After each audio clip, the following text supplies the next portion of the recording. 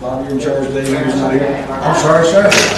You're in charge today, Andy's not here? I'm the boss? Yeah. Woo! Well, first thing I want to bring up.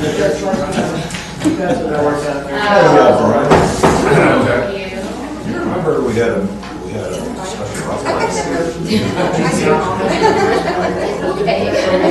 Everybody knows my husband, yeah. My husband's like the face of the park.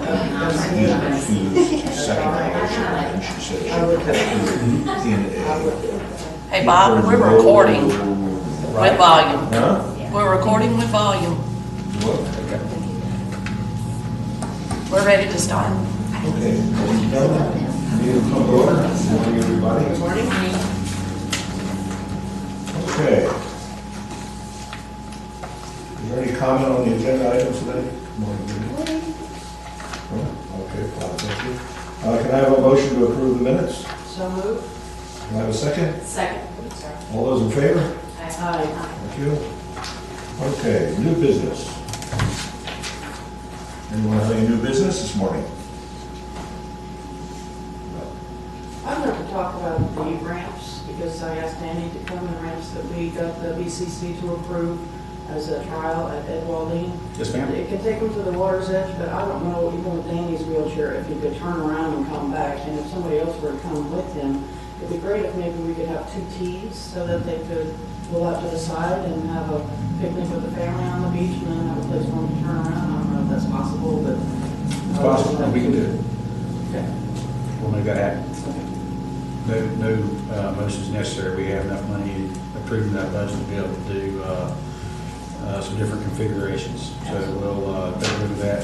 The first one here, is a pilot program. Yes. See how it performs. Yes. I've actually been approached by another company that has a mat that's similar, a little bit easier to put down and take up. We know there's going to be some of that. I don't know how frequent it will be. I'm assuming once a week. We'll take the mat up, smooth out underneath, put it back down, shake sand out of it, and all that. So Is it going to be okay for the vehicle to drive over it like everybody? that's one thing we got to check and see. I mean, vehicles won't hurt it, but they will displace it. Right. In all the pictures you see, you'll notice that the beach they have it on is a very nice, smooth beach. Yes. Our beach is not very nice and smooth Yes. by several factors. So we know that there's going to be periodic maintenance on it. We just don't know how frequent that maintenance is going to be. So, I would assume once a week. It might be more than once a week. There will also be some adjustment on its in proximity to the water. Okay. So but we'll work it all. As soon as we get it, we'll work it all out and figure out what's the best way and how to keep it what I call serviceable. In other words, people that need to use it can use it whenever they, I don't want to get it be where they got a call and say, hey, put the mat out. I want to be there so that when anybody comes, it's there, it's usable, and we'll see how it works. And I guess I should talk about the PowerPoint? Not yet. Not yet, okay. Is that not new business? I thought that goes under amenities for the beaches. Okay. That's what but y'all wanna talk about it if you want.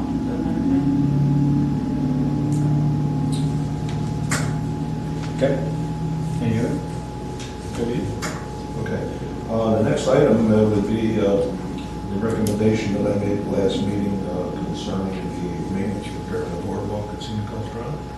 Right. Any update on that? I apologize, I have not talked with Public Works about us taking that over, but I'll do it this week. And we'll figure out if that's doable. There'll have to be some legal department involvement, but I think it's something we can do. Okay. Waterway and beach activities ordinance, and I see we have something on that this morning. Yeah, I'll give you an update on that. The document you have here is our, actually you have 2 documents. The first one is the one that has the red lettering after each major topic is the one that was generated as the disposition for the TDC meeting from 12/6. Okay, so as another progression of this, we talked about it in our meetings, beach management committee talked about it. I took it before the TDC on October 6th. TDC decided it needed to go back to the beach management committee for refinement, more discussion. It did. We had two meetings there, and out of that document came, or out of that second meeting on November 21st came this document. It looks like this document, but doesn't have red writing under the recommendations section. And so what we did is, there was, once again, we don't take away information. We can add information. And what happens, once the information is presented to the beach management committee meetings and this committee meetings, it then moves forward with its disposition as to what this body did, as well as what the beach management body did. And so that's what this document is. All right, so it went to the TDC on 12/6, and then they discussed all the different issues and the associated sub issues, and then options under those. So if you look at the one that's got red writing, that was what came out of the TDC meeting and has gone to the BCC. It was supposed to be discussed at the Tuesday meeting, the 10th, January 10th, but because of their agenda was quite full and previous items to this had taken more time than expected, they decided to table it and set a special meeting, which will be on January 18th at 3 p.m. And so the BCC will take this up as its only item of business under that meeting. All right, so I don't know if you had a chance to look through this, but the red writing is the disposition of what the TDC either recommended, did not recommend, or decided not to take it up. As you'll notice, there's a couple items that item was discussed and tabled in favor of being sent back to committee and or decision by BCC. And so that goes back to that, you know, we are a advisory board to the TDC, who's an advisory board to the BCC. The BCC at any time can decide, you know, what they want to do with any given issue, regardless if it's gone through this board and regardless of the position that is coming forward with it. All right, so that's why you have that type of verbiage. So item number one, TDC decided, no, we don't want to make a decision on that day. You either need to go back to committee for further discussion, or the BCC can make a decision on it. So item number two, storage of tow the dune. They decided to do nothing, or recommended that the code stay as is. And that is vendors are allowed to store equipment tow the dune. Subsequent discussion on that has been, or actually discussion in that was that collective storage boxes could be used. So I fully believe at the BCC meeting that there'll be some more discussion about collective boxes, and then there'll be some definement on who builds those and who maintains them. Okay, so you know, obviously what we'd like to see is, you know, storage boxes, because then it becomes uniform with the specific place permits down the beach, and it also gives us an opportunity to stop general public storage of equipment at the end of the boardwalks. Okay, so I expect there'll be discussion about that, and then language, you know, the next level, when it goes to BCC, there'll be discussion about it, and then the idea of revisions will be voted on, and then the accompanying item by the legal department will be to set a public hearing for code revision, and then they will take the items that came out of the BCC's decision and put them in code language. All right, and then that'll be presented at the hearing. It'll be presented before, of course, you know, submitted as an agenda item, so everybody had a chance to look at it, and then that's when the actual adoption, revision or amendment is done. Okay, so think about this as a concept of change, and then the actual change is the public hearing that will be on February 7th. Okay? Okay. Can we ask questions, or do you want to? No, you can ask questions anytime. This collective storage box thing, if we're looking at aesthetics Mhm. or other things, on the beaches and beach accesses. I think that if it ends up going through, hopefully something will change from the way it is today, because it's a real problem the way it is today.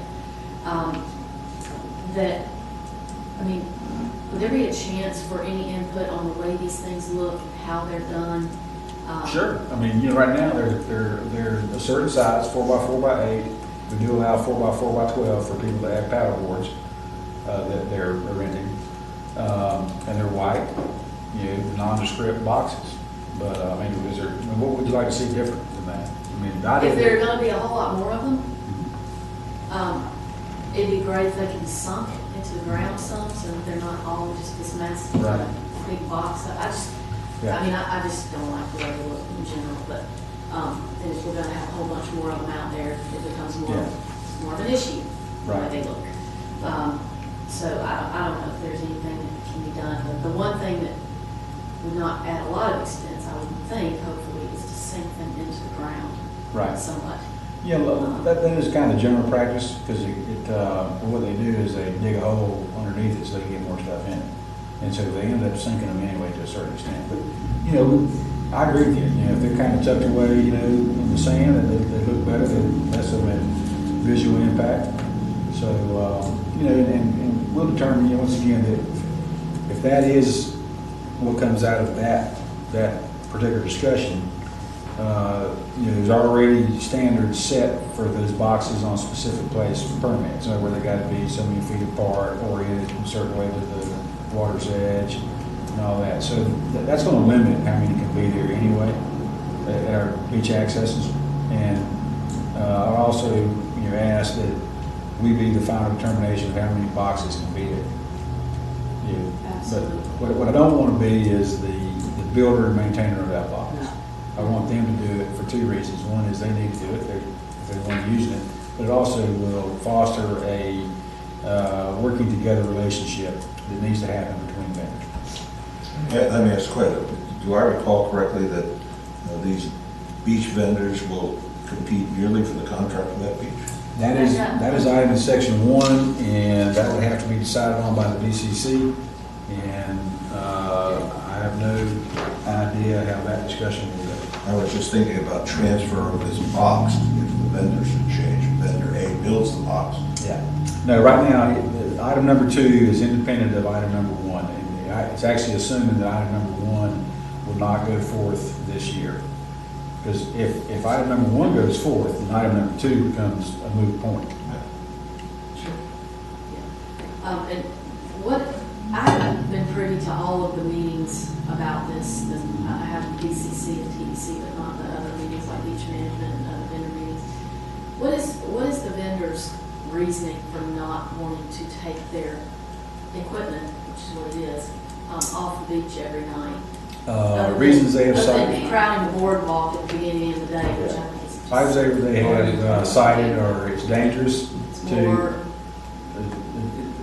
They haven't come out and said more. They've used, it's dangerous to the attendant or the employee that has to do it. It creates parking issues at the top of the boardwalk. It's a safety issue to the general public. They have to traverse the boardwalk at the same time. It's hot, and that can cause heat exhaustion. Those are the items that they have cited. And so. With my children up in Sheriff's Lane, it is a tough job. yeah, There's no doubt. Yeah. absolutely. There are a lot of And then jobs that's out there. always a A hard lot. job. Right. Any job, you have to work in the heat of the day between, June, July, and August is hot. Branch, would you agree with that? Lots of outdoor work is really tough work. Yeah. What I see on this end, on the west end, is the kids that are, they just fly off the side of the road, leave the truck halfway running, and then they run down between some houses and put out chairs. Yep. And that's kind of a big safety issue. The joggers, they pull on the cart path, Yep. just wherever they can. Now, it's early.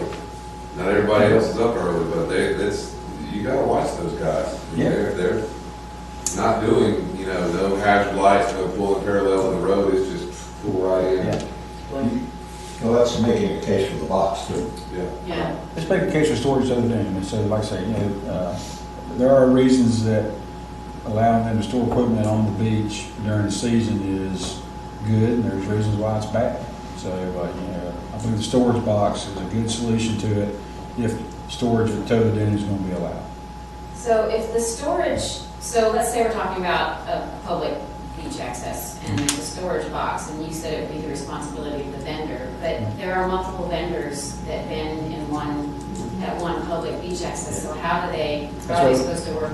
That's what I mean as a collective box. They have to In other work words, they together. all share this box, and they would have to come to an agreement on how they do it. I agree, it's a, I wouldn't Strong say vendor that. will survive.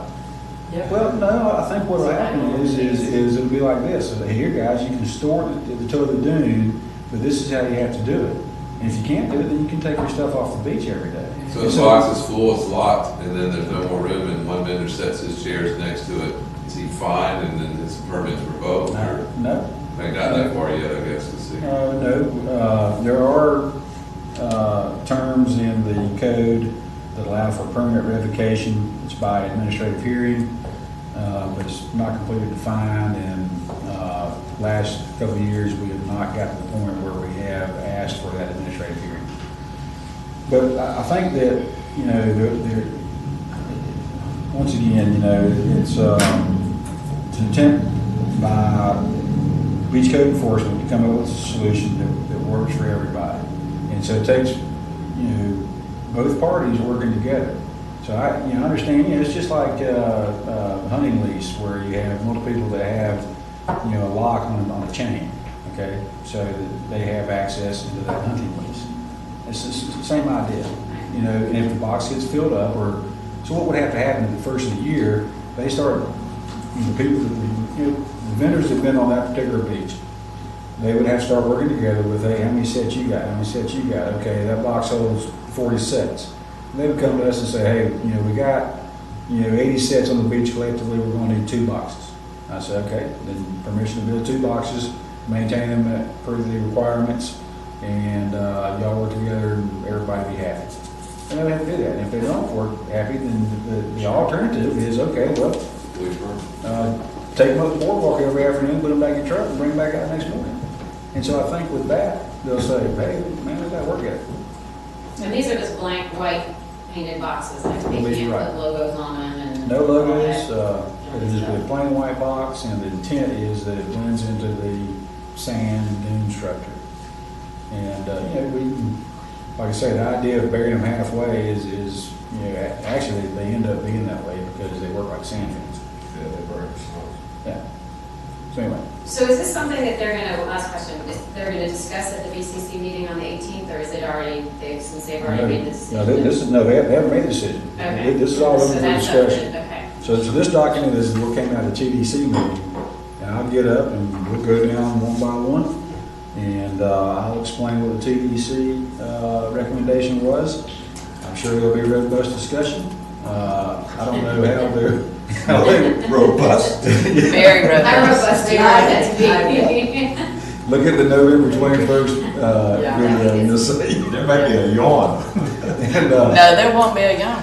no, there'll be equal amount of people from the general public, as well as vendors at that meeting. There was a good mix at the 10th meeting. There was a lot of disconcernment that it wasn't going to be discussed because people came prepared to discuss. But I understand the BCC had a lot on their plate that night, and I would rather it have been continued in favor of special meeting so that it can get its proper vetting. The last thing we want to do is people say, well, they didn't consider that, because they're too busy. So anyway, be here on the 18th, and any questions you got the opportunity to come to the podium and ask. Okay. All right. Talk So about the amenities on the beach. hang on. Let's go down through these a little bit. I'm going to make sure I understand. So item number 3, beach equipment standards recommendation was a distance of 15 feet from the water's edge and a distance of 15 feet from toe of the dune. So the water's edge is to allow people to traverse east and west along the water's edge, and the 15 feet from toe of the dune is a corridor for emergency vehicles to get by.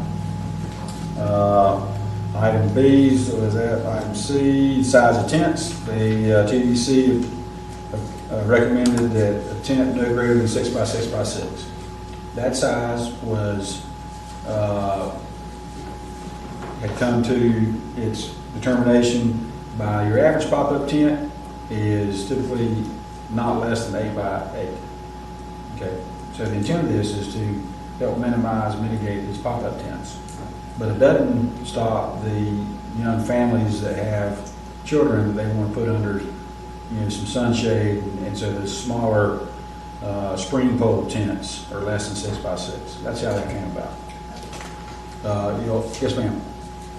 Does it specify how many tents one can have though? No, ma'am. So they can have 3 of them side by side by side by side, so 18 by 6 total. Good one. Typically, these pop-up tents, they're truly like a tent. They're not like a, They're a little lower lying, Yeah. for babies and stuff to put under. right. But they know that the sun reflects off the sand to the baby under the tent. Yeah, we hope that Or me. Probably not. families with young kids, Yeah. know how to take care of their kids. So, They need to know that that's not going to protect them. my mom just used to bring lots of solar paint. Yeah. All right. Item 4, this is the vendor authorization. They voted to not make any change. However, if you look at the language that was put forth by the legal department at their first draft of including these different recommendations in the ordinance language, there is some new verbiage that excludes land that was obtained by the county by deed or dedication. The original intent of this verbiage in the code was to appease the people that were having beach nourishment on the western end of the beach. And there was not a recognition that there is public beach in other places of the county that was there prior or was formed at the platting of the older beach neighborhoods. In other words, there was already public beach in front of your house when you bought the land. And there's also some beach that has been dedicated to us through gift. And so what they're doing is they're delineating those two types of public beaches. So read that. You can download that agenda item from the January 10th meeting, and it might be some good reading. Section 5, penalties, fees, and fines. This was the area where we had talked about changing the cost of the permits. So TDC's disposition was send it back to committee and/or decision by BCC.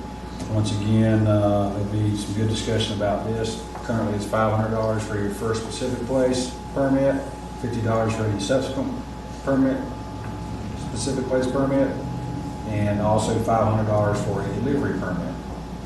So you can see those different amounts there. So there'll be discussion, they'll decide on one, and it'll be inserted into the language and then heard at the public hearing. Sections 6, 7, and 8 deal with special event permitting. And it has to deal, item A is that any special events have to be done by a permitted vendor, and any permits required for a specific special event have to be pulled by the same permitted vendor. So what we're trying to do is get one person accountable. Change the cost of the special event, item B, change the cost of it. It was decided in the beach management committee that it needed to be graduated based on number of attendees. Item C, limit special events at neighborhood beach accesses based on space available.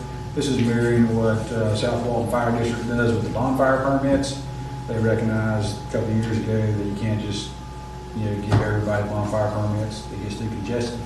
We will do the same thing. We'll describe the physical sizes of each neighborhood beach access, and we'll determine how many people can be successfully allowed to have a special event there at any given time.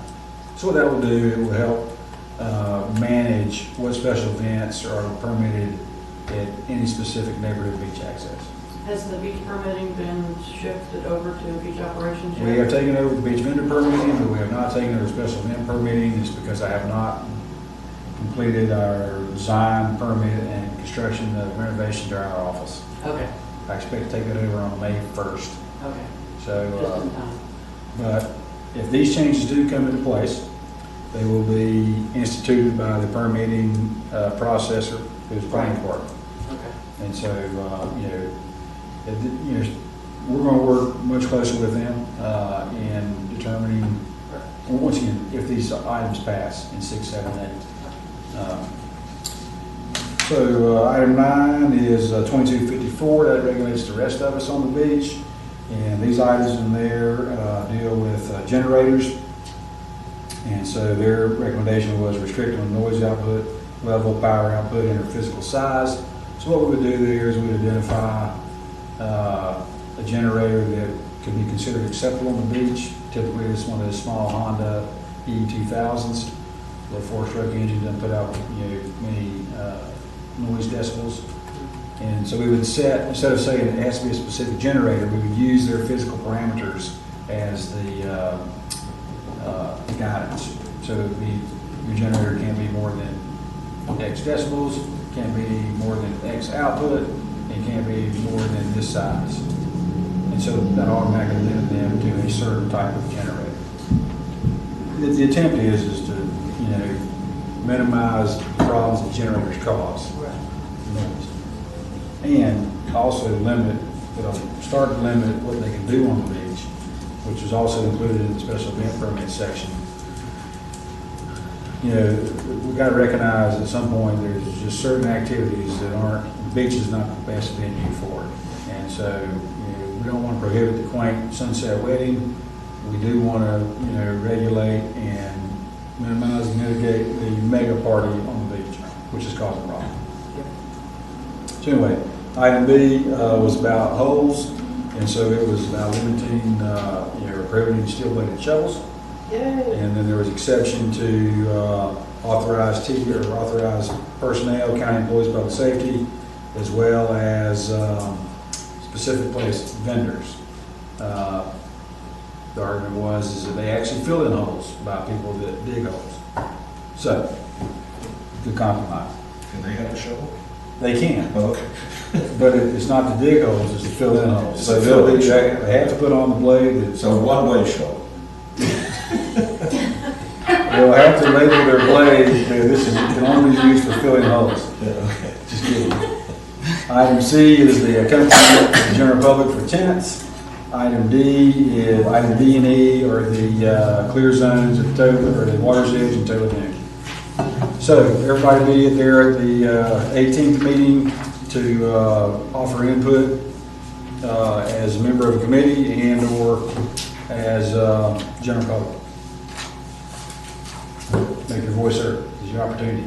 And then the public hearing will be on the 7th. There'll be more discussion.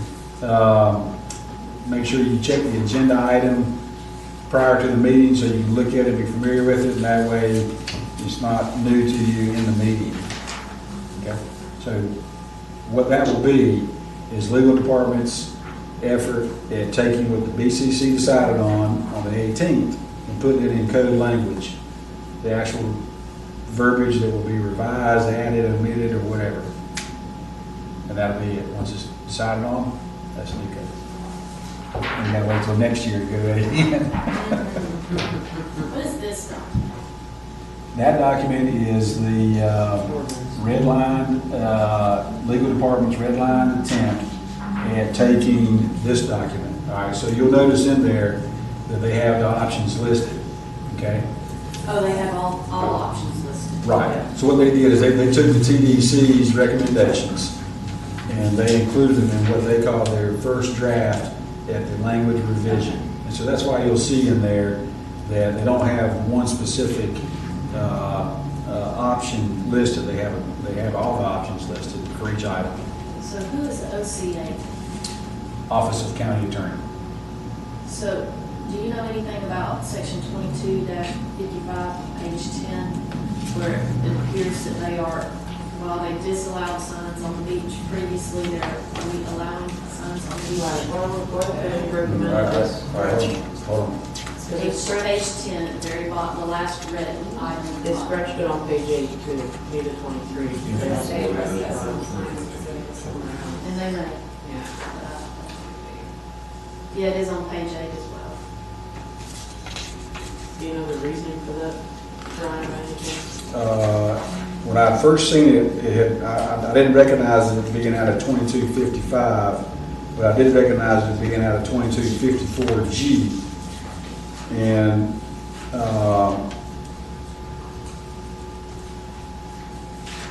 let's see, I don't know, I have to ask Office of County Attorney why they've done that. The signs are Oh, yeah, they crossed it out, yeah. big time.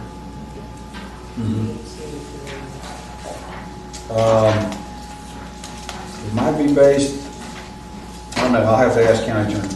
You know, when 2255 was amended, or, you know, the amendment was it being added. If you remember, 2254G was the obstructions clause. We had written a ticket to an individual, they challenged it, the judge ruled that there was a disconnect in our verbiage. And so that's how we got to 2255. Right. So, and it was, 2255 was expressly about the signs posed for extra offenses. We then got sued, county got sued by in 2 different lawsuits. They're ongoing right now. There hasn't been a final determination, but there might have been some discussion amongst county attorney that the signs portion had to be taken out because of, they got sued on, the basis of the suit was taking away their First Amendment right. That might be why it is, but I'll ask you some. And we'll send out an email as to what that is, so you know. And I mean, I just don't know if this stuff sounds like it's gonna get approved in the next few weeks, one way or the other, so there again, if we have to allow signs back on the beach to mark property lines, Right. I would hope that there will be some consideration for aesthetics. It would be required to be at the total dune, and I would go as far as to suggest that there is a standard sign. There is a maximum size for the sign, and there's a maximum height Yep. for whatever it's affixed to. I would love for them all to look exactly the same, Actually, actually. pick a vendor and stuff. We did it in our old neighborhood. It's funny because people get all upset about government trying to do this, but not private. Our HOA required every rental or for sale sign to be exactly the same. If it was a template, design, colors, everything, font, you had to make it exactly like that. And you had to bear the expense as the owner of the property. And you would not believe how much cleaner that neighborhood looked than other neighborhoods that have 500 different sizes and colors and kinds of Yeah. signs for rentals, and which we know we have a lot of rentals and homes for sale around here. I don't see why we wouldn't do the same for our gorgeous beaches. There's a lot of communities that do that, and they have a single vendor that you have to order it from. Okay. Okay. So what- I think that would be a good idea. So, It would really clean it up. If they're gonna allow signs, it would be nice to. let's determine why that's in there, because like I said, it says ACA suggestion, so I don't know where it came from, and I'm sure there'll be some discussion about it at the July or January 18th meeting. And I hope there'll also be some keep discussion. them out of the, being hazards to wildlife and people out down on Right. the beach versus But other. all these beachfront owners are not, they don't belong to the Beachfront Owners Association. How are you gonna control that? They're all individual people who do their own thing. No, you can do it by municipal code. Yeah. You can say that, The signs on private property have to meet the municipal code. You can say that? we can. There are other items in municipal code that affect how you govern yourself on your property. That's You can't have cars up on blocks in your front yard. Setbacks, and height restrictions, and all kinds of stuff apply to private property. Yeah. You don't have any cars on blocks, do you? I do, actually. Or toilet in your front yard, or whatever. Yes, you- But every unit in the condo has one. Brian, I got one last question, I'm working backwards on this document we just went through. Okay. Number 3, when we're talking about the allowed distance from the minimum distance from the water's edge, Yes, ma'am. just kind of being nitpicky and specific. specific, but is that at the time, you know, the vendors go down, they set up at 6:30 in the morning or whatever, at the time that they set up the chairs, is that what that is? So No, it's- ma'am, it'd be at any given time when there is an encounter. Okay. Okay, and the reason we use water's edge is because that is actually the only easily definable demarcation point on the beach at any given time. Right, Mean high water line, you can't tell where it is. right. You know, rack line, you know, it's kind of the water's edge. But what we do is wherever the, waves are lapping up on the beach. Okay, so that changes during the course of the day, so Changes that means during the they course have of to, oh, okay. Yeah. So now, we realize, okay, Yeah. the next question is, Brian, how are y'all going to enforce that? Right. Okay, yeah, we recognize that. So what is the attempt of that particular revision? Okay, the attempt is to keep everybody bellying up to the water's edge and trying to prevent somebody from setting up in front of them, right? That's why we have Water that. shy. Yeah, or even anything, Or walking front of it, by. yeah. Well, I don't know if they want to prevent you from walking by. They might. Some of them do. They They'll do. set up in a horseshoe off Yeah. to either end, so. Yeah, they try this, they're here for 1 week and it's their beach and they want to do it. Yeah, I mean, I can see that on some of the private control beaches, but Directly that same statement, we're only here for a week, you live here, we're going to do what we want to do. yeah, oh yeah, we get it all the time. We hear it. So anyway, so what our enforcement action would be, we come down to the beach and where we see that, we, hey, listen, our ordinance code says you need to be 15 feet from the water's edge, can you move back? And if they want to, get, have a discussion about it, we'll pace it off and explain this is where you need to be. And but that accompanying verbiage is also in 2254, which governs general public. And so what we want to do is get people to learn that you don't have to set up on the water's edge to prevent people from setting up in front of you. But we know it's going to be hard to enforce, but we got to have something within reasonable distance. Because reasonable distance to me is Yeah. different from me and you. Oh, absolutely. You know what I mean? I've got one question, maybe you may not have read all of it, but can the vendor set up chairs prior to having a client? Well, I mean, they get down there at daylight, just set everything up right at 15 feet from the water's edge. the specific place vendor can Can set we up, move it if it's nobody sitting there, if it's not contracted? if it's on a public beach. Right, so here's the problem. The ordinance or code reads that the delivery vendor is not allowed to do speculative setup. Okay, it says they're not allowed to actively vend on the beach. And so actively vending is speculative setups. All right, so the explanation they have now is that that's not a speculative setup. I have that set rented by the week, and my rentee has simply not shown up today. But I set up at 7 a.m. and I break down at 5 a.m. Okay, so in practice, it looks like a ghost set. In reality, it is rented, so it's not a speculative set. See what I'm saying? How will we know that? Yeah. Yeah, that's the problem. Well, that's the problem. You can't know that. And the only way, that we can solve that problem, well, one of the ways we want to solve it is with 2 ways. We have asked the vendor to self-regulate. Create a system so that you know when your rentee is going to be there. Now, can you do that on an hourly basis? Probably not. Can you do it on a daily basis? Most certainly. When your rentee contracts to rent a chair for the week, you ask them to let you know via email if you're going to be there that day. Because if you know their 7-day visitor comes down, they might not go to the beach every day. They might go to Ibra, they might go to, shopping all day long, they might go to play golf. And so I've asked for that. Of course, I was laughed down on social media for thinking that was something that could happen, but it can, because there are some beer companies that do that. Sure. The reason they do it is because they don't want to have to expend more manpower than they need to.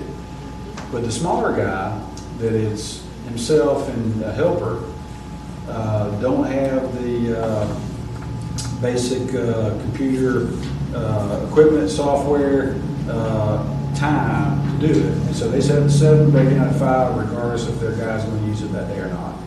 Okay, so the other way we want to change that is on the public beaches, going to the vendor management program, that basically mirrors how the resort communities do their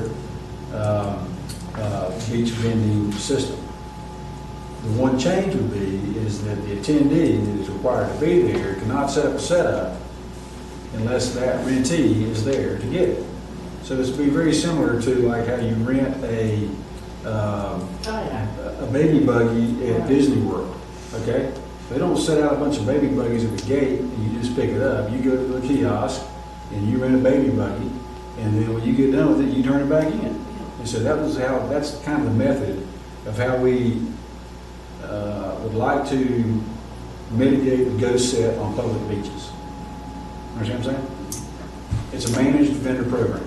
Yes. So without a managed vendor program, which is not necessarily going to be approved, could, I guess, there's nothing here that's proposing to require vendors to have an on-site attendee during the day. So if that's a whole, I that's a show whole, up and that's no a one whole sits in the key chairs and I to- move, what, There's going to be some interaction between you and the vendor when they come back, and that'll just have to be settled at that time.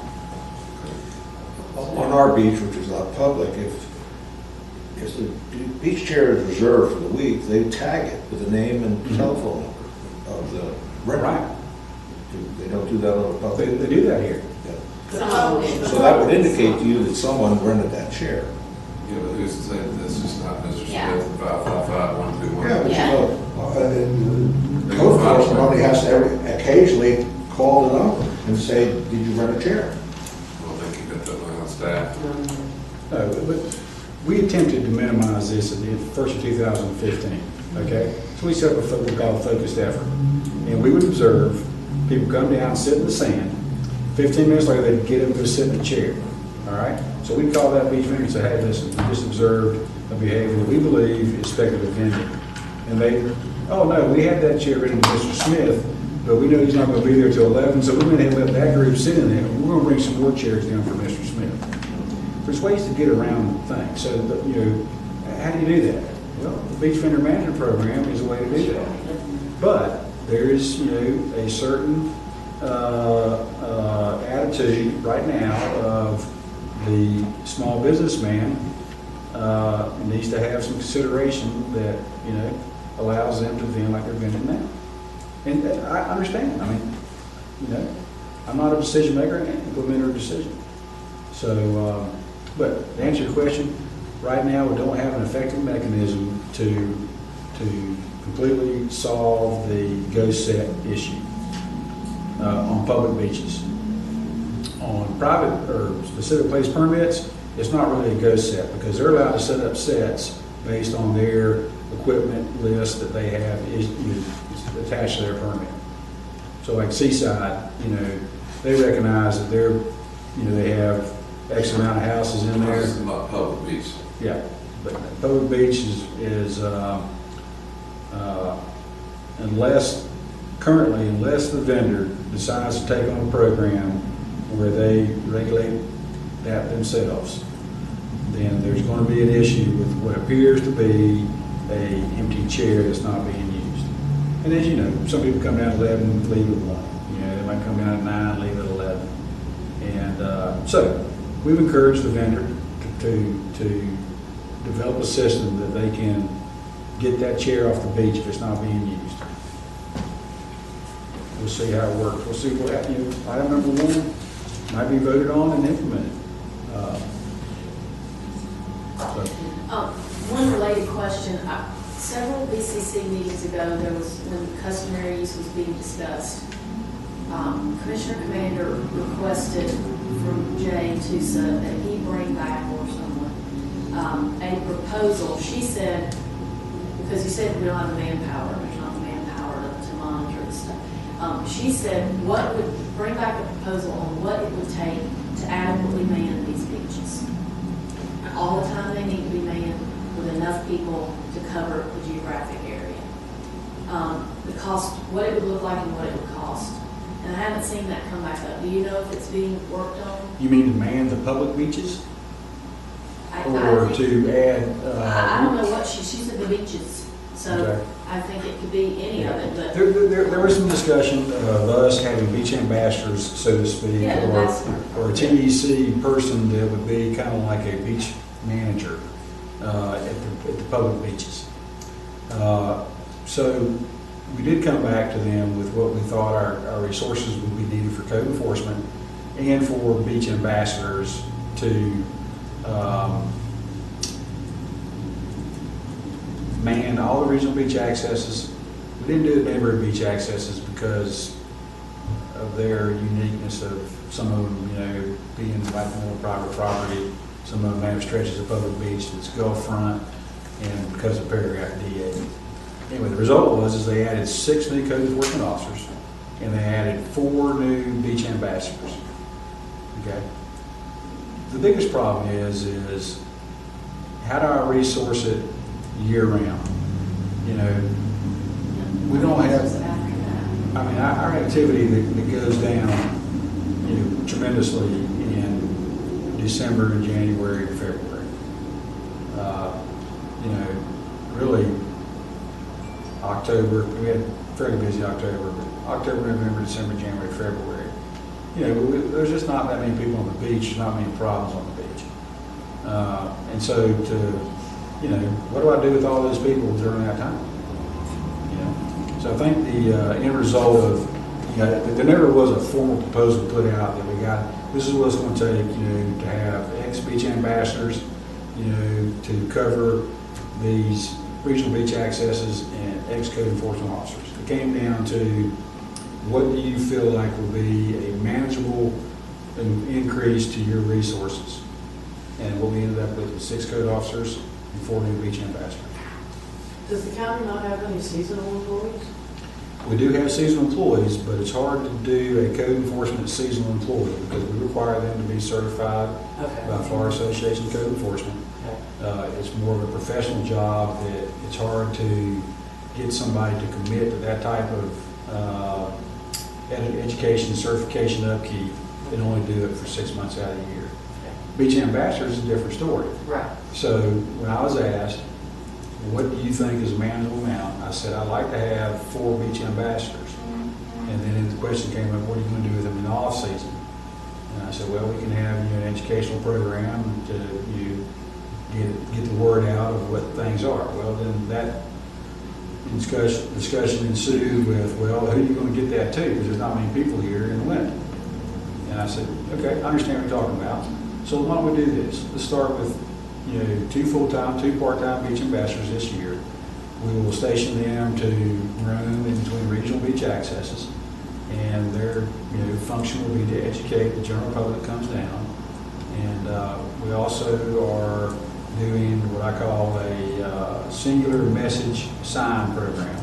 Now, I'm not a big fan of signs, so I have our marketing department working on an appropriate size sign that would single out one activity, okay?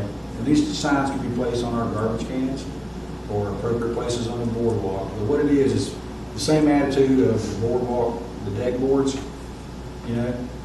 We've realized that our kiosk sign is too busy and the type is too small. And there are people that are ignorant. But if we have one sign that has, this size and it has a nice background and it says the leave no trace message in plain verbiage, that would be more effective. Our bags are another, venue of displaying the message. So we're going to add more message to that. Instead of just seeing the leave no trace message, you're going to start seeing the dogs and the glasses. If you look at our code report, there's no arguing that those are our biggest problems. Leave no trace, dogs, and glass. And so I'm hoping that this, as I've gone around to different public places, I realized that's how they did it. They don't have one big sign at the front. They might, but like if they have an area where there's some nice handicap ramps, you'll see a sign that says no skateboarding, no rollerblading. And so it's specific to that. Will you please encourage the beach ambassadors to educate people at the outfalls not to dig it out with a shovel? Yes. Briefly? Yeah. Just one possible idea to deal with the seasonality. I see code violations, county, regular non-TDC code violations every day, all day long, anywhere I drive. So that would be a great way if the county and the TDC could cooperate and share in the off-season to utilize those folks. Well, you mean convert beach code enforcement people to street side code enforcement? That's something that could be looked at. Once a year in the off-season, you help clean up that street stuff. It's not a bad Because idea. there's a definite need for it. Yeah, What's okay. that, Bob? Pay parking tickets. Can you, is there a way to do, and I don't know the legalities, but could there be another tier that's seasonal? Like each code enforcement officer has 2 assistants. And those people are more like, instead of driving up and down the beach in their trucks, they're stationed at some of the bigger beach accesses. And so they're kind of, Yeah, that's really the beach ambassador we're Right, talking okay. about. So like I say, I want to do, try 4 this year, 2 of them being seasonal, and if it works, we'll probably add, 1 additional full-time and a couple more seasonal. Because like I say, I really don't have anything for that beach ambassador to do during the rest of the year. And the idea of getting out and educating people is great, but, in theory, it doesn't produce the results that you want. I mean, because the people that are here are snowbirds, and they're gone in March. And so I'm not educating anybody, and they're usually not bad offenders, so I need them from March through October. And I think that, there's a private group that is doing a volunteer beach ambassador program. They have partnered with Friends of South Walton Turtles, and we've met with them. Last year, I let them do their own things. I want to see how it's going to work and see how they conducted themselves. And so they quickly figured out that they needed to be friendly. And so we're now going to partner with them. And so that's really going to be like a volunteer component of our beach ambassador program. John Callan's our beach ambassador. You didn't see much of him last year because he was also code enforcement admin help. I've got 2 new code enforcement admin people coming on board here pretty quickly. And so John will be freed up to run the new beach ambassador program, and you'll see more difference out of that. But, I'm a firm believer that what's going to make compliant behavior is presence on the beach That's what I'm- and education of people that are on that beach, because there are people that are truly ignorant. That's right. But presence stops the local guy from taking that gambling game of maybe I won't encounter code enforcement today. So we got 10 officers that will be, we can now, I did it with 3 for 2 years. I had 5 towards the middle and end of last year, and now we got 10. So you'll see a lot more of us, and plus we got more vehicles in the form of buggies and ATVs. And we also have developed a walking program. We recognize that if people see our white truck, they become compliant until they don't see our white truck. But if you're walking down the beach, all of a sudden, there's Dave Goodman. He's our Muscle man. that's a scary thought. Do they wear uniform shirts? We have shirts that identify us as beach code enforcement. They all have a badge. And, like I say, our goal is, compliance on the beach, voluntary compliance on the beach. We don't like writing tickets. We like people to, hey, man, we understand. Got a can today. My dog's not here. He's on a leash. I'm not going to run. No penalties. Have you thought about like the sheriff's posse? Have you thought about a code enforcement posse? We do, because of the beach ambassador program. Yeah. Okay. So, any more questions about this? Question about the ordinance. I noticed that they changed it to a maximum fine not to ever exceed 500, and it was for each violation that the county may assess a fine for $500 per violation. These wedding vendors are paid a lot of money, a $500 fine for everything that they can do wrong on the beach with this ordinance. They're gonna laugh at us. We're on 2262. I'm on page 23 of 22 of 23 and 23 of 23, where they scratch for each violation of any section of this chapter, the county may assess a fine up to $500 per violation. Now it's a maximum, you can do whatever you want to. All the violations or penalties is just $500. They're gonna laugh in our face. show up on the 18th. $500 is nothing to a wedding planner, having a wedding on Yeah, the beach. because if I'm doing a wedding and paying them already, I'll pay them. They're gonna have a generator, they're gonna have Yeah. 1,500 people, they're gonna have chairs and It's $500. incorporated in their fee. Yeah, Yeah, just that's pay the all cost of doing $500. business. Yeah, this was to clean up our language to match Florida statute. Florida statute Code Enforcement Section 162 has a cap, $500 per day on any infraction. Per day, it doesn't say per day, does it? No, it says violation of any provision of this chapter shall constitute a civil infraction punishable by a fine not to exceed $500. Each occurrence of a violation, or in the case of continuing violations, each day a violation occurs or continues constitutes a separate offense. But a wedding is a one-day Oh, event. yeah. Right. And they can break all Florida of these statute fines. limits us to $500. I mean, Is that per violation? Like if they have, Per if they're violation. violating 4 codes, you can't do 2,000? yeah, That's what I think you're. It says a fine punishable by a fine not to exceed $500, period. A civil. it says a violation of any provision of this chapter.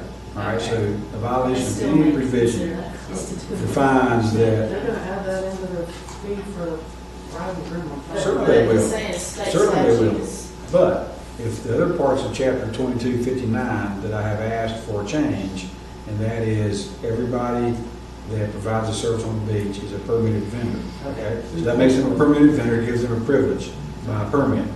And then we also have the That's where. permit revocation. Okay, All right. yeah. So if they continue to do that, so if they come down and say, hey, I'll take $500 fine, I've got written in my contract with the owner, say, awesome, you're at 5, we're you know, by admin hearing, or I need you to meet the county admin for a hearing to discuss permit revocation. And then they lose their privilege to work on the beach, and then they lose their ability to generate. That's a motivation. Okay, Yeah, that's what I want to get to, is that, absolutely. because, you know, we're limited by Florida statute, but there has to be some other limiting item, and that is permanent revocation. I was And, just curious as to why they changed it from 500 from per occurrence or per violation. well, I think they just changed the language to mirror the Florida statute. Okay, then that makes sense. Okay. Yes, ma'am. What about the 250 feet from the turtle nest in the lighting? Is that, We have that under section 2259. Right now, it's not included in 2259, which is the chapter or the section that governs special events. It is included under the section that governs bonfires. And it is in the land development code, right? it's in the land development code. Yeah. So anyway, so one of our issues is that we can't enforce something if it's not codified in chapter 22. All right, we're code enforcement officers, but we're tasked with enforcing chapter 22. So if there's not something in chapter 22 that gives us the ability to say, if you can't do that, you're non-compliant, then we can't do anything about it. And so we have that in there under 2259 to establish a distance from an active turtle nest, So, does anybody have any idea what that footage would be? 250 feet. Okay, because it says that distance in here. Yeah, the problem is this. On public beaches, there's a possibility that a nest could compromise any activity on that beach. And so if we do that, then the small businessman suffers. And that's why it's not completely fine. Our original thing mirrored the bonfire one that says 200 feet, I believe is what it said. Is it 200 feet or 250 feet? I can't remember. I think it's 200 feet. So we did it to mirror the bonfire, okay? So then the question came up, well, wait a second, Brian, if I book a wedding in September and then a turtle establishes a nest in May, what do I do? And I said, well, you need to make sure that at the booking time that your client understands that their ability to have this special event could be compromised by a future nesting of a turtle. Well, that's not fair, Brian. I said, well, the people that govern the turtles, you have decided that that's the appropriate distance. And so I would hope that that would be a decision-making factor in your processes of where to have your wedding. I recommend you have a YouTube of a turtle hatching to make them respect the turtles a little bit more. A big item we're working on right now is educational stuff to have. You know, right now our contract with South Walton Turtle Watch does not include an educational component. It Does includes- not? No, ma'am, it includes a monitoring. So that's why component. the Friends of the South Walton Sea Turtles. That's exactly right. And so, we're working, the actual contract's up this year. It Okay. is to be sent out for RFP in a month, and included in that new contract agreement will be an educational component. Perfect. And so, if South Walton Turtle Watch does not have that particular item, when you get a turtle monitoring permit, you can get it just for monitoring, you can get it for a rider for education and a rider for research. If they do not have the rider for education, then they will have to contract out with some other entity to provide that educational component. But what we would like to do is have more of an educational ideology on turtles on Walton County beaches.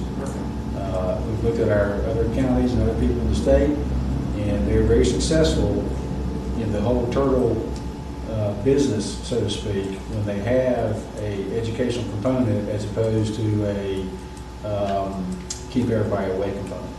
I think it's interesting that Big County releases all their turtles at Inlet Beach in Walton County. What? Yeah. Anytime They don't let them, they don't let them hatch? Oh, you mean golf No, ball? rehabilitate. Yeah. Oh, yeah, yeah, yeah. Oh, yeah, the ones Yeah. that, I thought you meant They do it all in the, Walton County. yeah. I think that's cool. Right, but like, over in Gulf County, they have a program where they actually invite people out to watch. Big County does too. But they regulate, and they don't just say, hey, everybody gather around, they explain it. Yeah. And, right now, South Walton Turtle Watch does a fabulous job of monitoring the beaches, but could be some better on how, when a nest hatches, an organized educational experience would go a long way to helping people.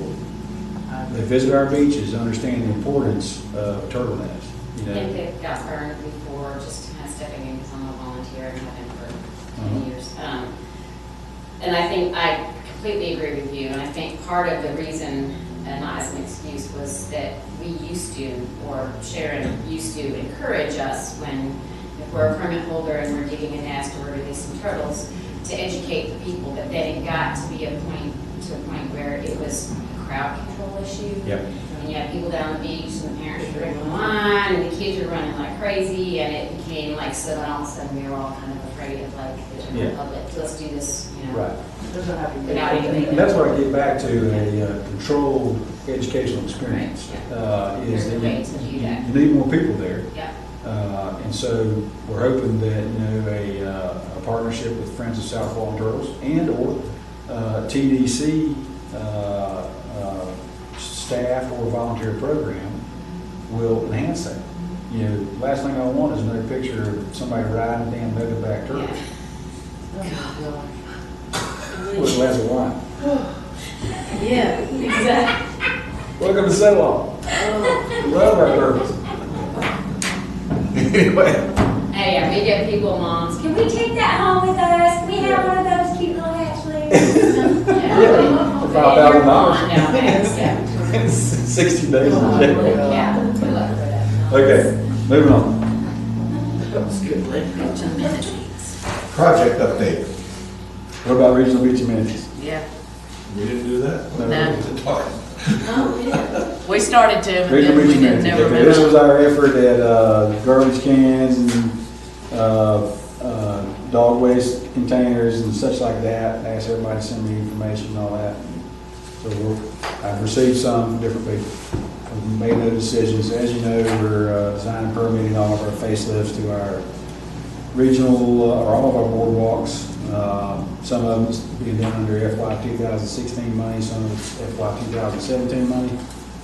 Right now, we're 60% complete on design and permitting for 4 regional beach accesses and 16 neighborhood beach accesses. And then we're fixing to send out the request for proposal for the remainder of them. So I think what we'll do is, on these beach amenities, we can hold up a little bit on this. There's no point in putting brand new garbage cans out there right now. We're fixing to rebuild all the boardwalks. What are they doing at Ed Walling? Are they building this big stack bigger? They are. Okay. No, they're not bigger, they're just rebuilding them back. That's one of our nerd projects. Okay. So it's a mechanical, electrical, plumbing refit of the bathhouse and some interior finishes. And then reconstruction of those two picnic pavilions. Ron, can I throw one thing out into y'all's consideration of the design? I just happened to see this last night. It was one of the trash can corrals on 38 in the Seacrest area, not Seacrest Beach, actual Seacrest, Okay. west of Larson. I love the look. For some reason, every time I see anything designed like this, it makes me think of this area. Is the horizontal boards with a small separation between each, like the beach access artistic feature down at Seaside. You know, with that comes up like kind of like a pyramid, but Right, all obelisk. down. Yes, obelisk. Thank you. That kind of horizontal boarding. There's a lot of different corrals, unfortunately different ones on 38. Right. Those trash cans. And when I see that one, it's like, God, that looks so good. You can't see through it. And it looks so coastal and kind of a nice look. That might be a good look for anything, that. So you're thinking of a corral, and just use regular garbage cans inside the corral? You could, or design the container in that, that way. It's similar to the stuff I sent in before, but I didn't have any of that horizontal. I have all that on this PowerPoint. Okay. Did the TDC approve the design charrette? Yeah, got continued again, didn't it? Sorry. No, we had, didn't they get approved at the December meeting? The design guide? I just haven't heard. I think it got I know that continued. it went in December. I didn't go to the December meeting. I'm not 100% sure, but I'll check. I thought it got continued because it was long. Yeah, I didn't think it was. You guys keep getting the short end of the stick for these long meetings, just so you know. Y'all stuff, but actually, I I think think- they might offer yeah. to continue. I think you're right. I don't even know if we have any of that look in that, guide. That Horizontal look, horizontal. yeah, most of those, things were natural materials and all that. There was some, I think in the public pavilion type stuff, in the fences that had some of that. And the That's a good ones, idea. It's white. Yeah. It's a really pretty look, and you could we talked about also the benches along the path. Right. And you brought that up, Bob. I mean, that would kind of fit nicely because those tend to be horizontal. Yeah. So if you want everything to have a consistent look, Yeah. any kind of a container screening, Yeah. anything like that. That'd be good. Yeah, build them integral into the boardwalk structure. Yeah, the boardwalks, it's a pretty look. Yeah. It really is. Okay. 10-4. Whatever happened to that, by the way, What? benches and trash cans? That's what We were waiting for the design guide to be approved. Right now, what we have in our update of items that have been submitted to us, right? Is that our update? For what people have submitted about the amenities? Yeah. No, it's on a different one, but it's up right now.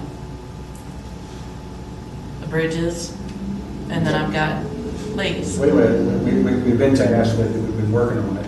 People have submitted their ideas of different items, garbage cans, benches, ashtray collection things and stuff like that.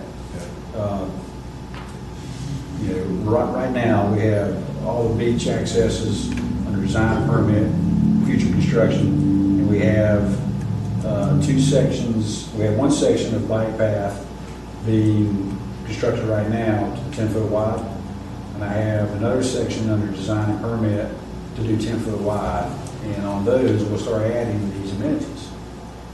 So we still have some time as a group here to decide on these. Do we have the plans for the section of path between 283 and 83 available to look at? Did you have them on your update? No. The new pedestrian bridges? Pardon me? For the new pedestrian bridges?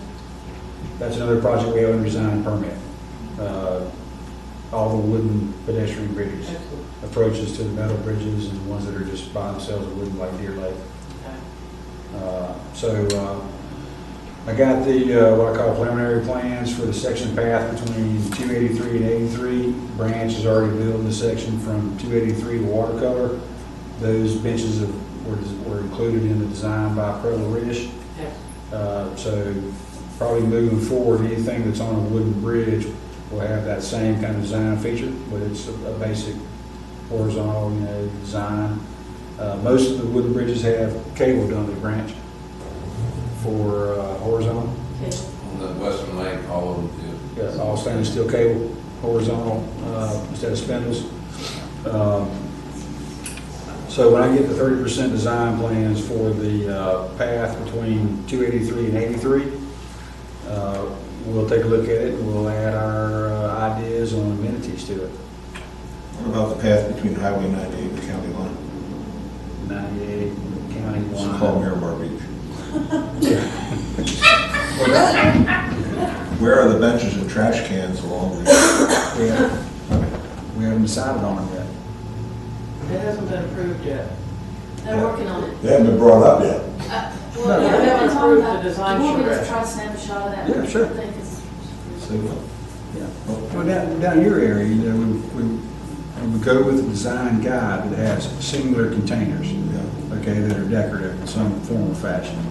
And so that's what I'd ask this committee, a couple of committee meetings ago, was, hey, bring back some ideas, guys. The design guide is fixing to be approved. Let's start thinking about, purchasing as amenities for the different locations of public, area. so all you're doing is waiting on me.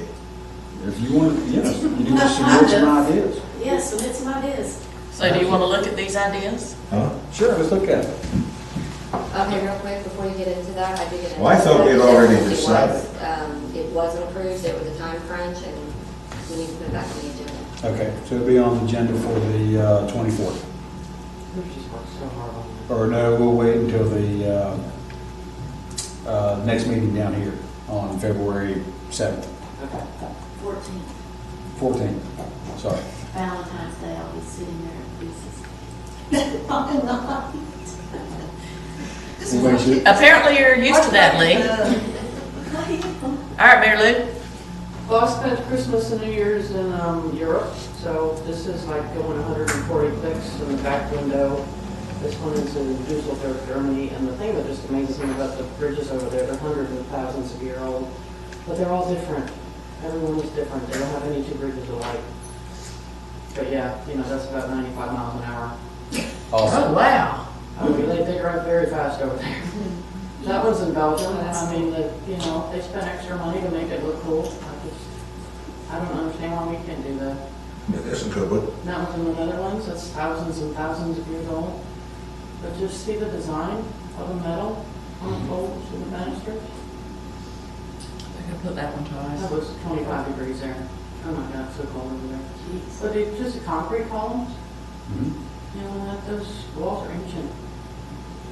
But there's one in particular. That one is in Belgium, and everything on that bridge lights up at night. It is the coolest bridge I have ever seen in my life. Bicycles go by. Now, if you introduce that to 38, there'd be so much belly aching going on. These are some examples. So then I go across the Oyster Lake Bridge, and you can't see through the concrete. I mean, we need to not build bridges like that. They need to. Okay, I agree with you. All right, that's pretty cool. That one's a place called Mini Europe. It's really cool, but the bridge is about 2 feet King high. Arthur built that. That's what? Lee? 2 feet high. Oh, it's a scale model. Yeah. The Gotcha. whole place. Oh, I thought that looked fun. I thought that was a weird little word. I'm glad you said that. No, that's in Brussels, Belgium. It's a cool place. I thought that's some big ass lights for a bridge. Yeah. Well, there's a lady in pink. I was thinking too. I've never had a Little clue. Coca-Cola truck. Yeah, he's back. Wow. Cool, okay, good work. Sure, next. Okay. Lee.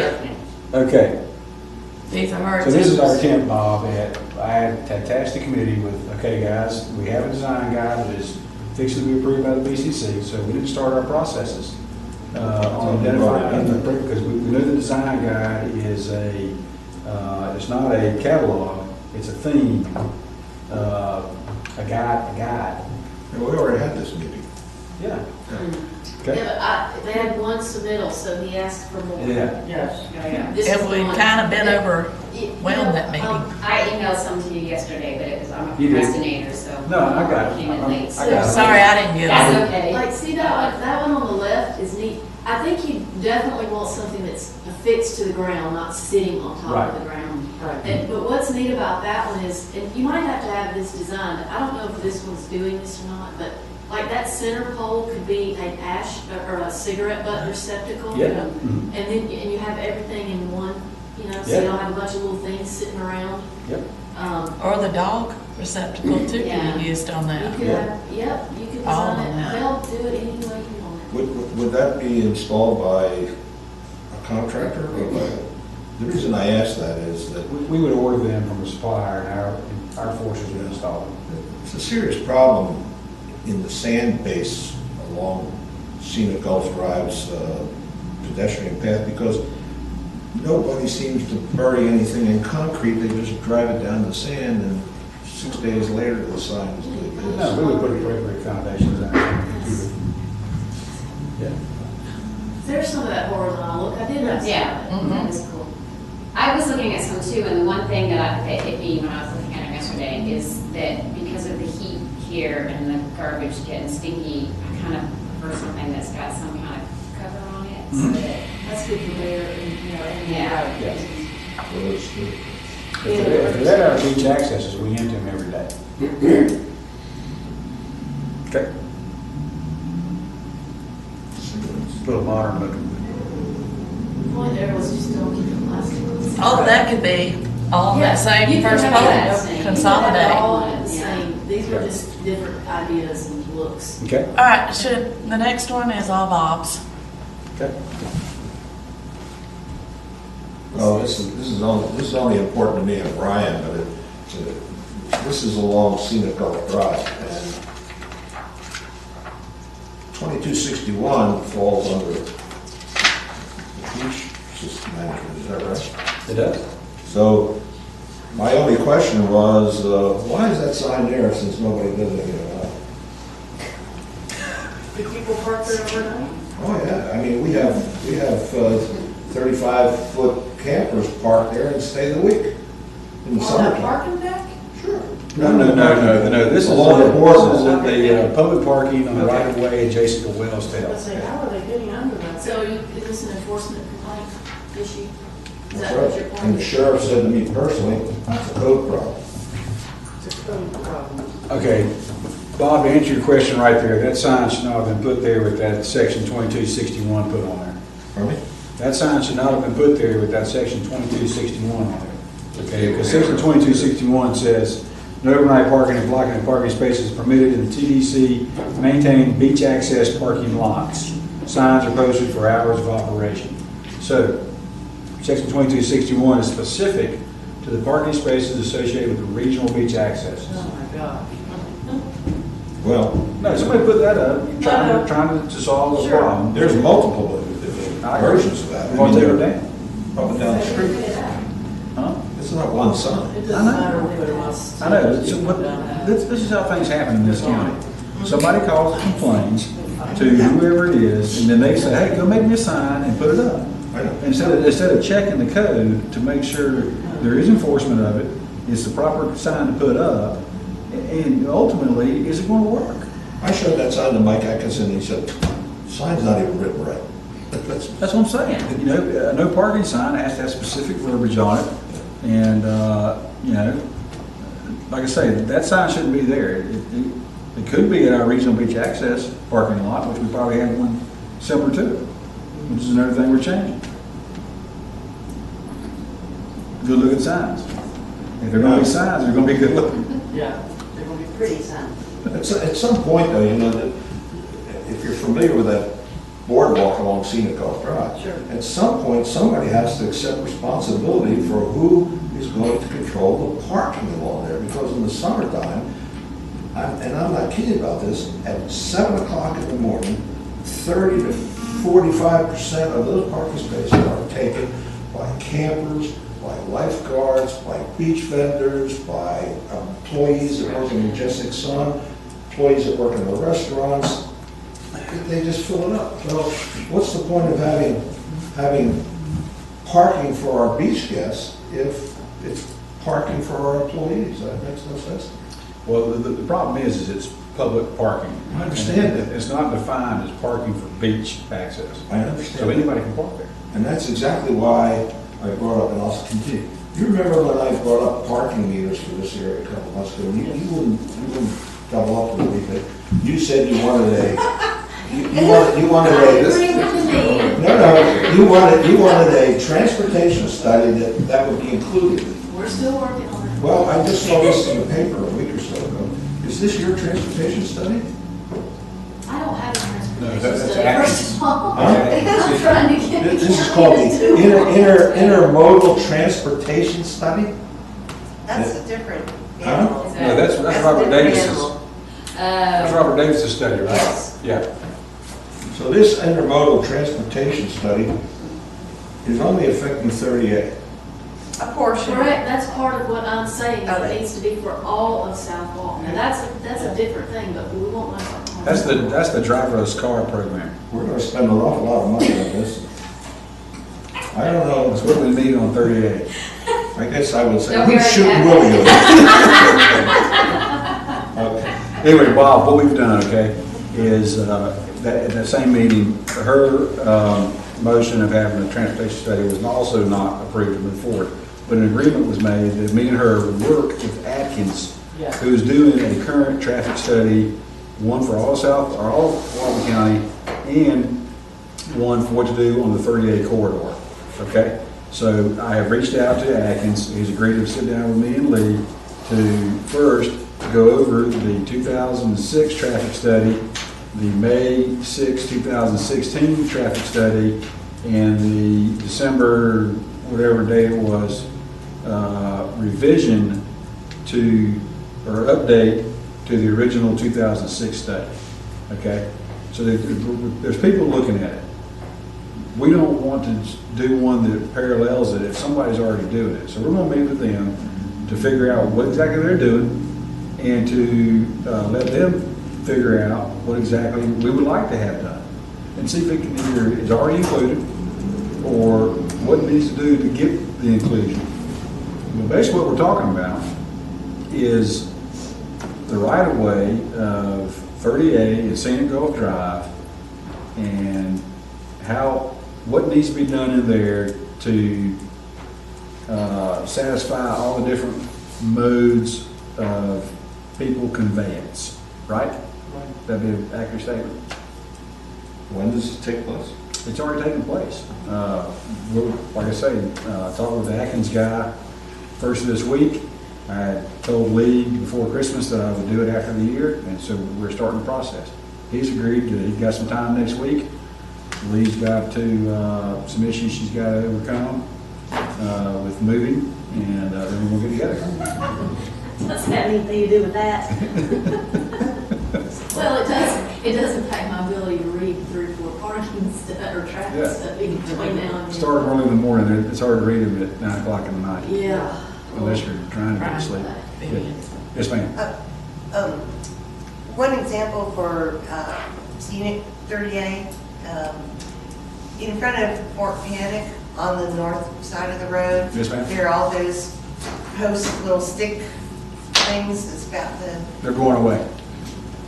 wait, As part of our parking project right there at Fort Panic.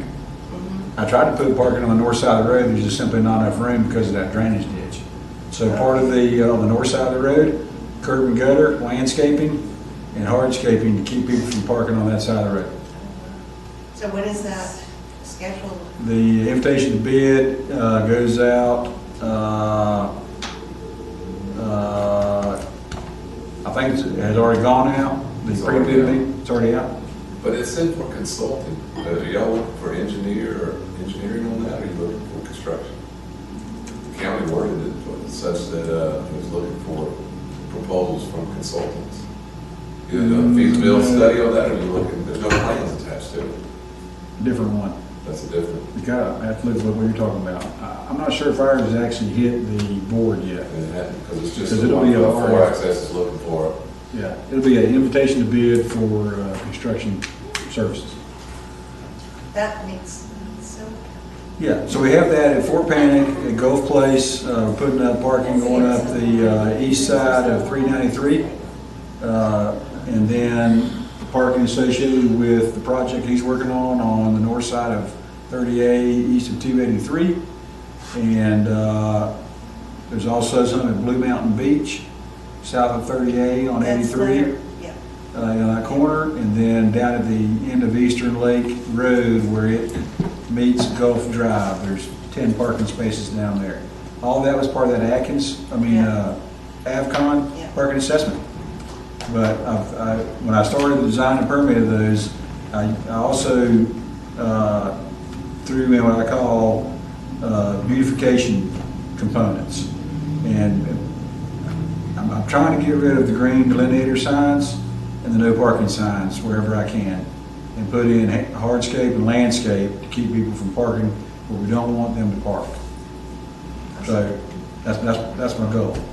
I'm getting little stickers made from my front quarter panel of my truck. For every green delineator sign I remove, I'm putting on a sticker.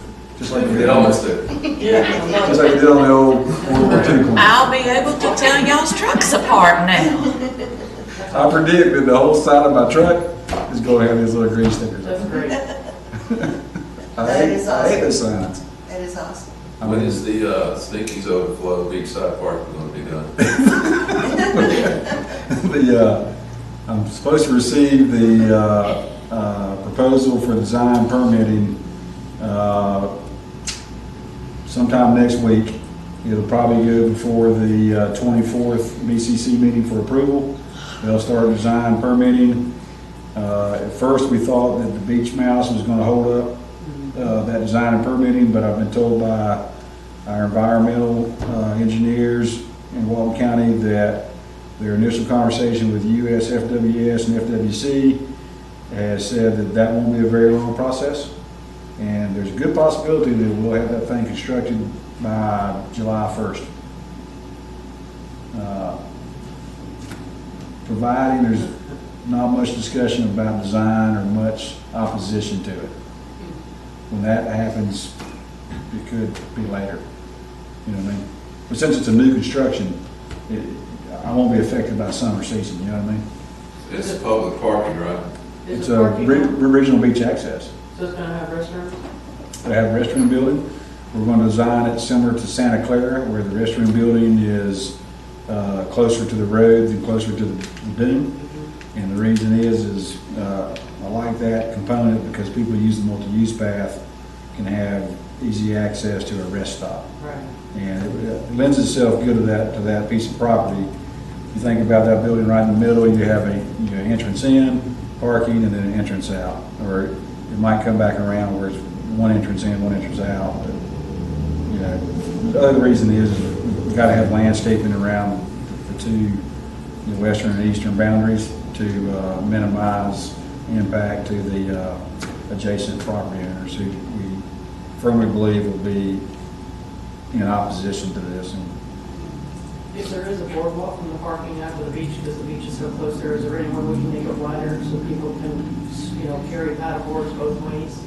Because the fins bump each other and they're tearing them up on these heated. our current design has 5'5" in the clear. Okay. Dothan, you're familiar with Dothan Yeah. Street? That's our new design standard. That's what all the new boardwalks are going to be built to, Okay. except for a couple of them in the Seagrove Beach area. There's ones right there in Seagrove 1 and 2 that are on 5 foot wide. Right. They're not easements, we actually own the property, but Right. 5 foot wide. Those are a little bit narrower, but any new boardwalk that's on anything wider than 5 foot wide property is going to be that standard that it's about 5'5" in the clear. That's in between grab rails. I've never really thought about one wider than that, but I see your point. We have to wait, if somebody's coming at you with a board, you have to wait to carry yours. Yeah. Kind of like, just crazy. Well, look at that. As things change on our beaches, that might be something to look at. We are looking at handicap, accessible boardwalk there. That'd be great. Because of its elevation Right. to the Good beach. proximity, and there's no steps down there, I don't think. Yeah. We don't, I don't want to repeat the Santa Clara, Right. marathon boardwalk, but I would like to, make anything new accessible if it's achievable. And are we gonna replace all of the informational stickers on all of the boardwalks? Yeah, we're already working on that, or that new routed board. Right. You seen that? Mm-hmm. Yeah, we ordered all that, and most of those are done. Okay. We went ahead and put them down, and we rebuilt the boardwalks, and pulled those specific boards up, store them, and put them back down, and the boardwalks were done. Okay. So yeah, that's our new thing for that message. Okay, and the coastal dune lake signs are still on track for? They will be put on the 14th DCC meeting for approval. Okay. When we carried over budget monies, I didn't have a specific line item in for that. And so I was told that I have to have BCC approval, where I thought I could just go straight to purchasing with it. Yeah. It's a slam dunk. I got money in the account. Okay. It just, we don't have what I call specific cost code accounting. Right. I just have a cost code that has line items underneath it, identification. And I didn't have that particular line item that said coastal dune lake signs. And so central purchasing won't approve the task order. If the budget's approved and that line item is identified, they'll do it. If it's not, I gotta have BCC approved. My error. No, they'll be in place before, definitely before May 1st, but probably not before March 1st. Okay, where are we? Project update. Updates, all right. That's update, then go home. Council comments? We gotta do the project update. Yeah. Oh, gee. Beach maintenance, all right, trash collection for, that's October and December? Okay. Or October and November? It's the, yeah. Yeah, okay. This is what I usually give to the TDC. I thought y'all might be interested in it. October trash collection, you can see, go back a little bit. What was that spike? Is that like a holiday or something? I'm not sure what that is. That would have been around the second weekend of the month. They had a lot of fall breaks in October. Probably what it is, fall Yeah. break. Okay. But yeah, so that's, 450 bags. Yeah, we average that time of year, 8 to 1,600 bags a week. Next one. Oops, my signal. A little bit greater than last year. Yeah, November, that one day we're missing was Thanksgiving. Look it after Thanksgiving. A Yeah. whole lot of turkey trash. Almost the same as last year, a little bit higher. This is beach code enforcement contacts. Disposition as in compliance, verbal warning citations, or other dispositions. So contacted 400 people during that month. Next one. November, 395 people. Which you can see, about half the time, people are compliant. A lot of our activity is dogs and glass and vendor-related issues. Update on our stuff, 6 new code enforcement officers, 2 admin help, got a bunch of new equipment coming. Educational, all of our guys, are FACE certified, that's Fire Association Code Enforcement. They have 4 levels. Everybody's at least level 1. A lot of our guys are up to level 3 and 4. Got improvement projects. Craig Beach to Western Lake. Branches Company's doing phase 1. Phase 2 got parted out into 2 sections. They're going to go do the parking. We had an issue with the path and the easement we were seeking from the state park system. They decided not to give us an easement, so now we're redesigning it. Changing bureau management. They had a different idea. Say that again? The original project was separated into 2 phases. So phase 1 was from Watercolor to the western side of Western Lake, and that's what RBM Contracting is doing right now. Phase 2 was from the western side of Western Lake to 283. All right, and in that section, we were seeking an easement from the state park system, that land north of the right-of-way, state park, Great Beach State Park.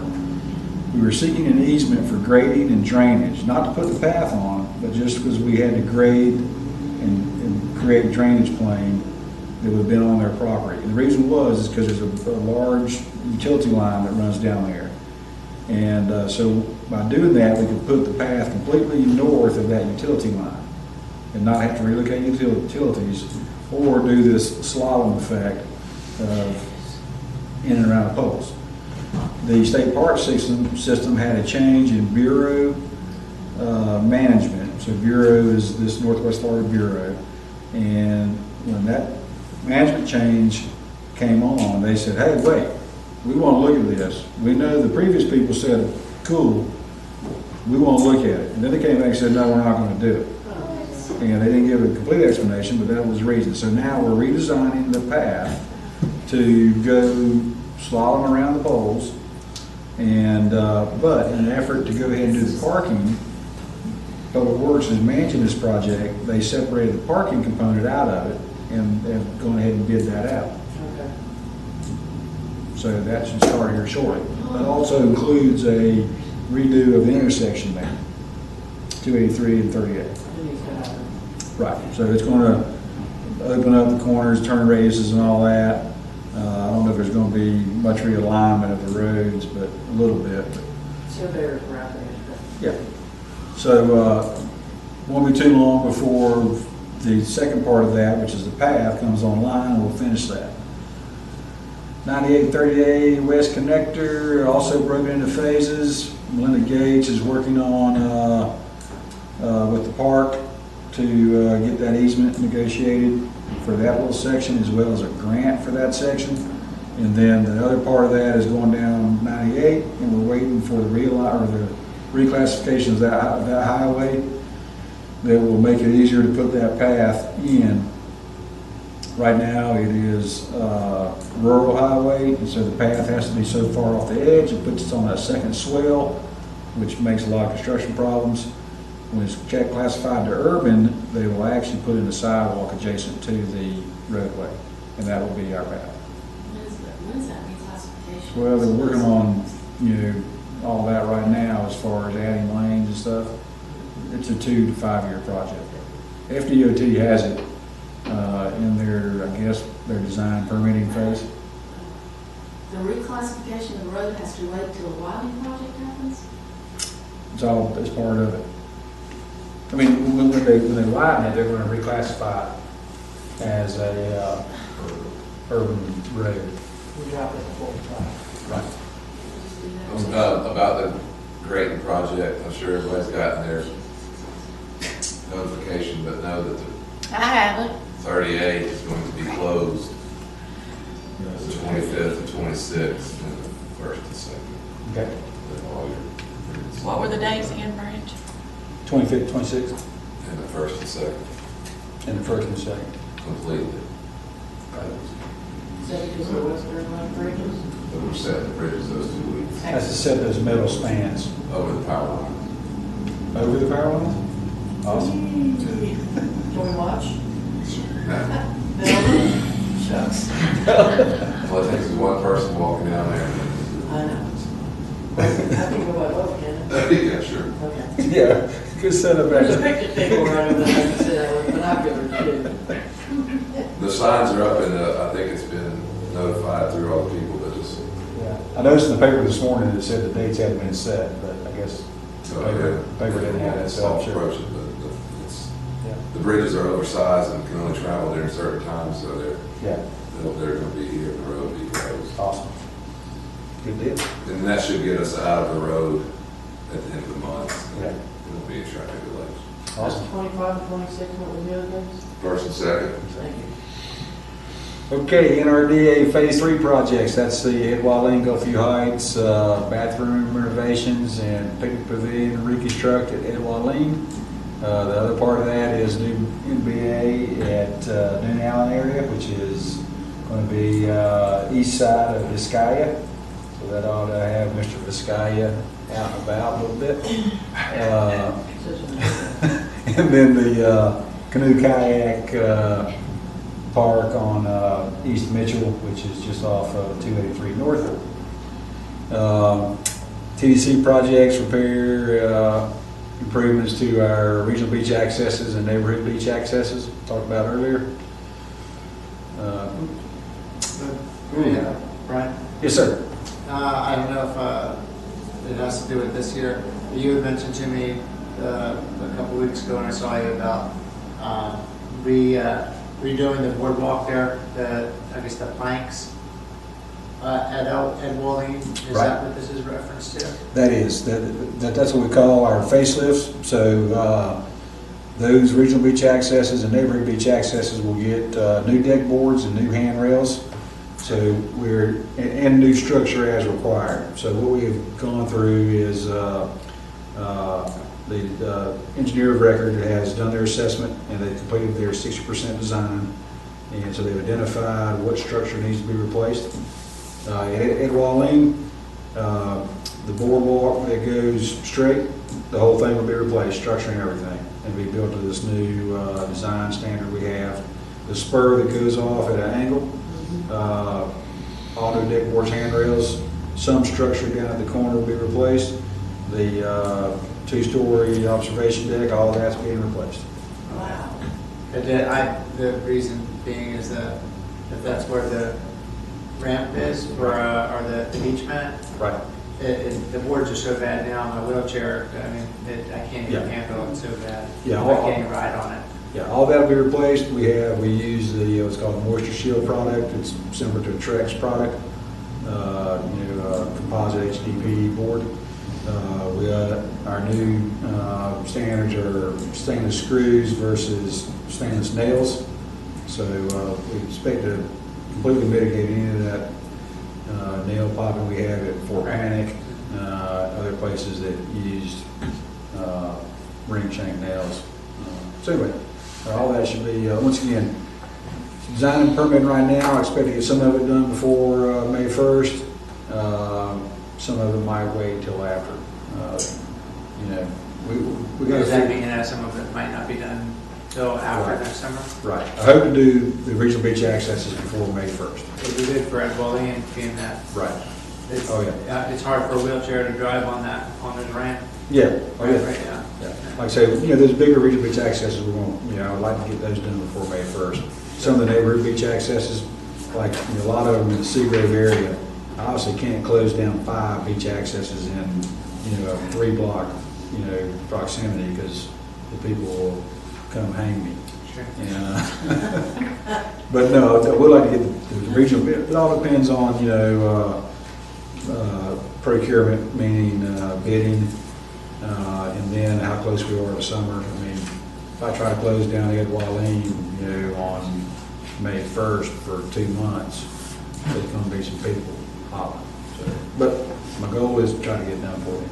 Okay. But the other thing is we're getting all the feet of those ramps out of the sand, like at Fort Panic where we have our rails that dive in the sand. All that will be done, and we're coming up with some sort of what I call ending termination point that can be managed better instead of just letting sand fill up. Hopefully we'll make it much more accommodating to people in wheelchairs. Thank you. Okay. Question back on the regional beach accesses. Is Inlet Beach, the regional Inlet Beach access on the radar at some point in the near future for a redo of the parking area and sidewalk? It's pretty rough. No, but I'll put that on, right now I'm looking, me and Jay are developing our, short-term, long-term capital improvement. I'm not saying developing, we're revising. I'll add that to it. Those parking lots were done that way for a reason. When it was originally designed, that was an effort to minimize impervious area. I don't have a problem with that. Yeah. It just needs a refresh. I agree. But I kind of like not being, I like, yeah. That's to do- big, and I can't park it that different. It is huge, it's the biggest one in the county. All I'm saying is Yeah. that it's a gravel park. I'll look at that. I'll look at It that. just needs a refresh. Those drainage culverts, some of them are kind of a mess and broke Yeah. down and stopped up and, I've got it's two not new, a I've got redo. 2 new positions for beach techs we're interviewing today.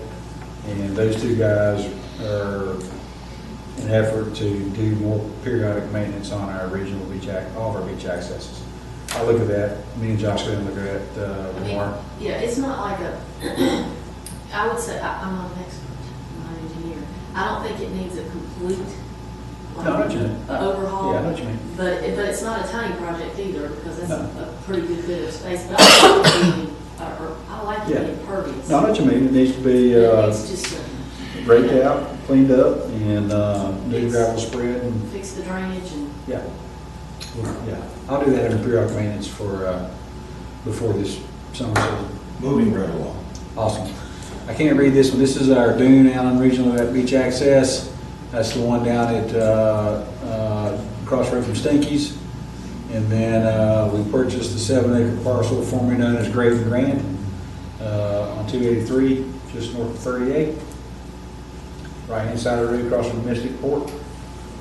Across from Hurricanes, Yep, where Jay would know. yep, Hey, can we study the bridges and the crane there? sure. No problem. Let's get together and talk The about it. county bought that property? We bought it, and its purpose is to create a centralized parking area. So we have the RFP out. I say RFP, we have asked purchasing to seek a proposal from our continuing engineering services pool for conceptual designs. The first concept would be surface parking. That we would look at as an immediate project, as well as a parking deck, parking structure Excellent. of undetermined stories, obviously it'd be four or less. But the idea is to create a centralized parking area for our day visitor. And then, and this is all preliminary conceptual thinking, a east-west transit system, public transportation of some sort to distribute people down through our unique communities and to our public beach accesses. So that was why we purchased that property. There are also some opportunities to make some public venues for large assemblies, Weddings, make good money. concerts, stuff like that. Golf place, the new owner canceled every wedding for the rest of the year. Oh my God. Like I say, this is all stuff, and once again, conceptually, it'll go through its typical phases. We'll bring it here with TDC, we'll go for the BCC at certain phases. There'll be a public workshop for everybody to tell us what they think ought to be there. And we'll, get her done. 38 parking project, that's what we talked about earlier. It's fixing to go out for bid if it's not already on the board, and that's approximately 250 parking spaces. Part of those are already under contract, and that's the ones associated with the Western Lake realignment path area. That's it. And that's it. Stacy, can you send that to us, because it's very hard to read back here. Okay, is that it? That's it. All right. So, Actually, if you go to Walton County online, It's there? it's there Okay. under our packets. Thank you. we are now at the point of council comments, and I have a comment. Aside from the fact that if we go 10 minutes longer, I'm going to be taking lunch orders. But this comment I'm going to make is not for the record. I just want to read you something. There's a website out called Our Walton County, and it's a new website that doesn't like the idea of incorporating the South Walton. The only reason I'm bringing it up is I want to show you why I feel like I am a representative here of a foreign country. Okay? It says, if you are wondering what incorporation means for South Walton, look no further than our friends down 30A in Destin, Florida.